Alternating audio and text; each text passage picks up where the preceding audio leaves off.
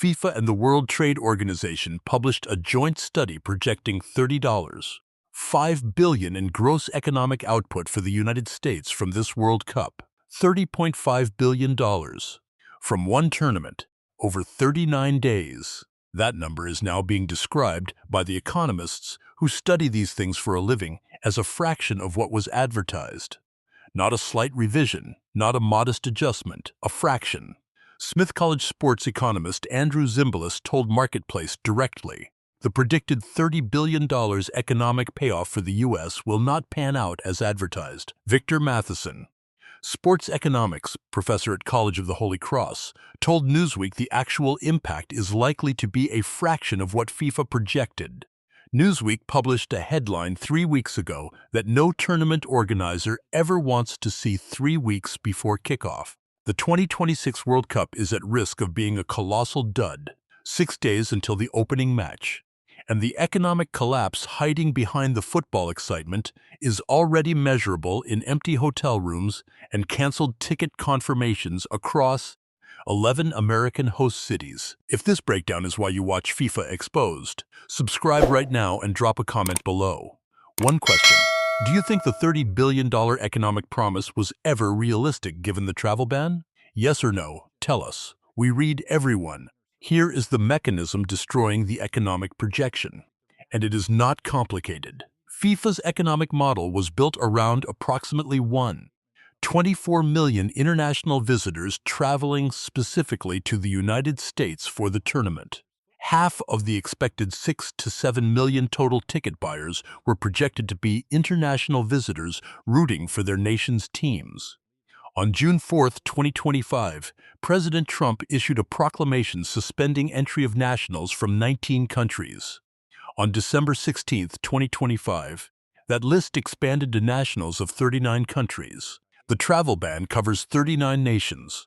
4 of the 48 qualified World Cup teams come from banned countries. The travel ban exception covers athletes, coaches, people in a necessary support role, and immediate relatives of athletes. It does not cover spectators, journalists, corporate sponsors, or extended family. The players can come. The fans cannot. Haiti qualified for the World Cup for the first time since 1974.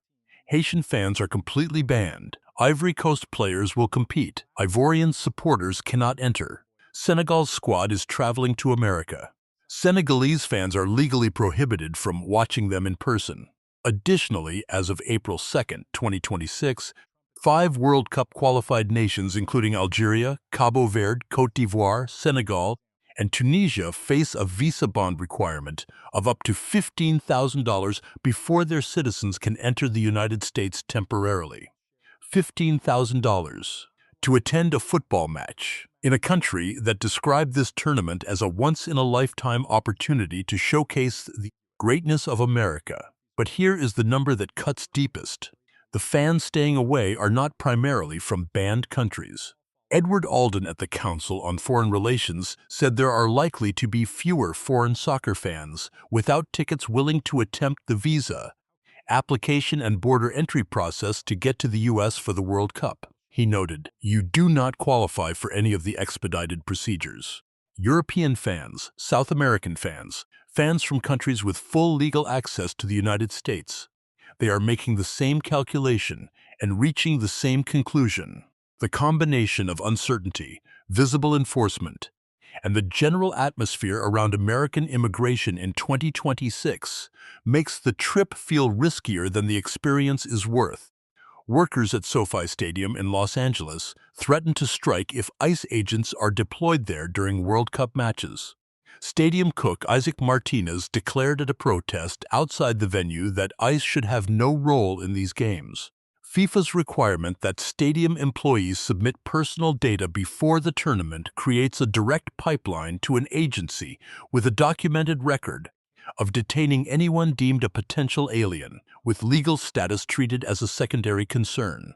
When the workers inside the stadiums are protesting the enforcement environment surrounding the tournament they are employed to run, the atmosphere problem is not a perception issue, it is a reality issue. And fans across the world have made the reasonable decision to treat it as one. In a joint study with the WTO published last March, FIFA forecasts the tournament would generate $80.1 billion in gross economic impact globally, with $30.5 billion going toward the U.S. Victor Matheson, sports economics professor at College of the Holy Cross, told Newsweek the actual economic impact for the U.S. is likely to be a fraction of what has been advertised. A joint study published by Open Economics projects a $17.2 billion contribution to US GDP. But Matheson's assessment is that even this revised figure overstates what will actually materialize. Hotel rates in Dallas peaked at $387 per night 6 months out. They dropped to $250 as booking demand failed to materialize. 80% of American host city hotels are reporting bookings falling short of expectations. 16,800 fans formally canceled confirmed ticket purchases, with the number still climbing. Andrew Zimbalist said directly, "There are certain countries that won't be able to send as many fans. Not just the countries on the blacklist, but from Europe and Canada and elsewhere. Many of the non-elite matches will have much smaller attendance than they would otherwise have had. Smaller attendance, empty seats, underbooked hotels, canceled tickets, workers striking, ice-feared inside stadiums. This is not a story about a tournament failing. The football will happen, the matches will be played, the trophy will be lifted. This is a story about a $30 billion economic promise that was made before the travel ban covered 39 countries, before the visa bond required $15,000 from fans of 5 qualified nations, before ICE enforcement created formal travel advisories from over 120 organizations, before 16,800 people decided their confirmed tickets were not worth using. FIFA projected a fraction of America. The travel ban delivered exactly that. 6 days, the clock runs out Thursday, and the gap between what was promised and what is arriving is $30 billion wide.